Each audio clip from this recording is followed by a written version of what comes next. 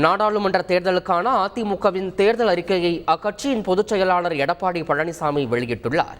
அதில் இடம்பெற்றுள்ள முக்கிய அம்சங்களை தற்போது பார்க்கலாம்.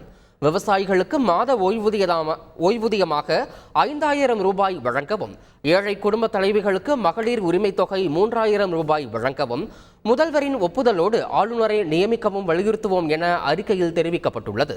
100 நாள் வேலை திட்டத்தில் தினமும் 450 ரூபாய் ஊதியம், வேலை நாட்களை 150 நாட்களாக அதிகரிக்கவும், தமிழ்நாட்டிற்கான மத்திய அரசு வழங்கும் நிதி ஒதுக்கீட்டை அதிகரிக்கவும், ரயில் பயணத்தில் முதியோருக்கு 50% கட்டண சலுகை வழங்கவும், விவசாயிகளுக்கு மத்திய அரசு வழங்கும் உதவித்தொகையை 6,000 இருந்து 12,000 ரூபாயாக உயர்த்தி வழங்கவும், நெல் குவிண்டாலுக்கு 5,000 ரூபாய் எனவும், கரும்பு டன்னுக்கு 6,000 ரூபாய் எனவும் விலை நிர்ணயம் செய்திடவும் மற்றும் வருங்கால வைப்பு நிதி ஓய்வூதியதாரர்களுக்கு பஞ்சப்படியுடன் கூடிய ஓய்வூதியம் வழங்க வலியுறுத்துவோம் என அதிமுக தேர்தல் அறிக்கையில் அறிவிக்கப்பட்டுள்ளது. செய்திகளை உடனுக்குடன் தெரிந்து கொள்ள உடனே சப்ஸ்கிரைப் பண்ணுங்க.